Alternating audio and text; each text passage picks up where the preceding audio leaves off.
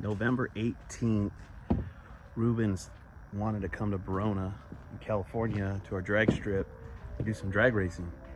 And Taylor, also from Arizona, is going. Jeremy Williams, Sort of Stock Mopars, he's gonna be there. And my buddy Dennis, who's got a Duster and a Pro Street 69 Charger, is gonna be there. So, you know, my initial thought was, let's bring the Belvedere, you know, so we've been playing with that, but I'm kind of over it, kind of done. And I think it's time to, you know, get the Duster out there and see what it can do, because, you know, I've only taken it to the track one time, and the track closed the day I got there. So, you know, they canceled the night. So anyways, things we got to get done. We got to, I had pulled the Calvert shocks off of the car because I was going to put them on the Belvedere to give us a little advantage against Jeremy and Sort of Stock Mopars, but also because I needed them adjusted to the maximum stiffness so that the slicks wouldn't rub. So I pulled them off of this car to put them on that car, and they didn't even fit. So I just didn't put them back on, and the tires went flat on the Duster, so I just left it jacked up in the air, and I haven't touched it since. So let's get the Duster shocks back on there, and then we're gonna steal the rear slicks and rims off of Dorothy and put it on the Duster and use those to go to the track with. I'd actually bought skinny fronts because the tires on this car are really old. If the new tires don't come in time, I'm just gonna go ahead and run those. But I bought brand new tires through Summit, and they were in back order, I guess. They sent me an email saying, hey, it's in back order, you want your money back, you want to switch or cancel orders or whatever. I said, I'll just wait it out. Well, that's been like 9-10 months. I mean, it's been that long. And I just looked on Jags just a couple of days ago, and it says they're on their way. So hopefully they are being shipped. I don't have them yet, but hopefully they arrive soon and we can get brand new front tires on the Duster. So these shocks are pretty badass. They're not exactly cheap, and if they look dirty, it's because they were on the car. Like I said, I pulled them off. They're actually adjustable, so you can adjust the stiffness on there. So you turn it clockwise to make it firmer, and you turn it counterclockwise to soften it. So to adjust these things, if you don't know where to start at, you basically turn them all the way counterclockwise, and then that's your 0. All right, so we're fully counterclockwise, and then we go 1, 2. You can feel it detent, so don't worry about, you know, like, where is the dial at? 3, 4, 5, 6, 7. All right, so there we go.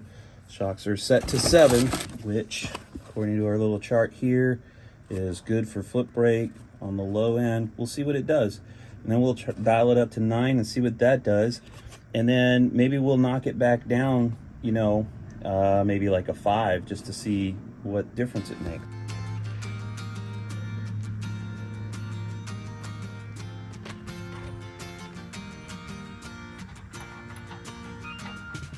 All right, so just to make things easy for me, I'm gonna put a little WD-40 right here. So when we slide the shock on, it's really easy. And right here. All right, that was nice and easy. So they give you this little guide here, which is kind of cool. So for street driving, like if you want the shocks to be pretty much 50-50, you basically just adjust it between 2 and 5, and you got yourself a street shock.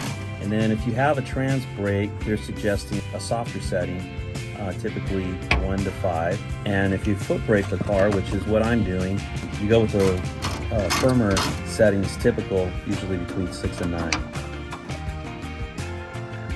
All right, shocks are in.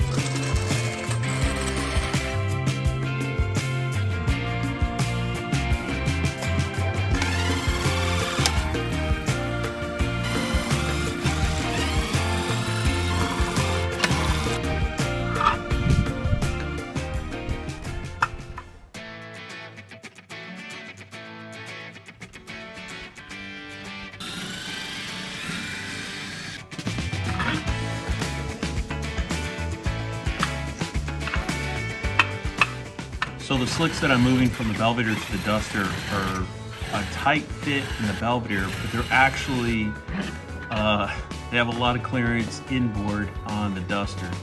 And that's because I moved the leaf springs in on the Duster 3 inches on each side.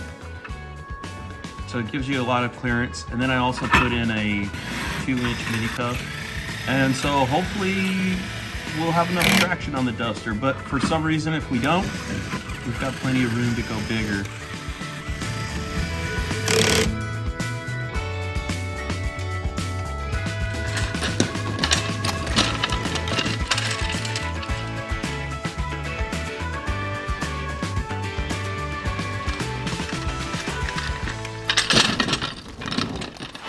Alright guys, what are your predictions on running the ET in the 8th mile? The car weighs 3,200 pounds.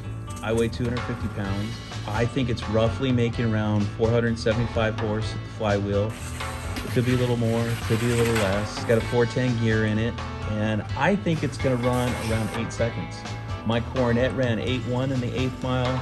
It weighed 3,400 pounds,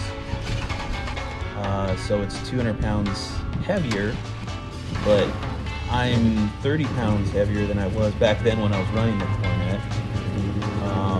The engine, the 440 in the Coronet is very similar in build to the engine in the Duster. The Duster has a little bit more cam in it, but the headers are a little more restricted.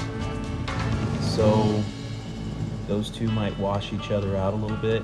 And then the Duster's not fine-tuned yet. You know, I think we can probably squeeze another half second out of it, I'm hoping, as far as once we start to, you know, get the timing dialed in, get the jetting dialed in, get the suspension dialed in, all that stuff. So it'll be pretty fun. You guys get to go along for the ride. And don't hesitate to give me your suggestions. I love it when you guys give me your suggestions. I can't afford to do all of them, and it doesn't mean I will do all of the things you suggest, but that seed will be planted in the back of my head.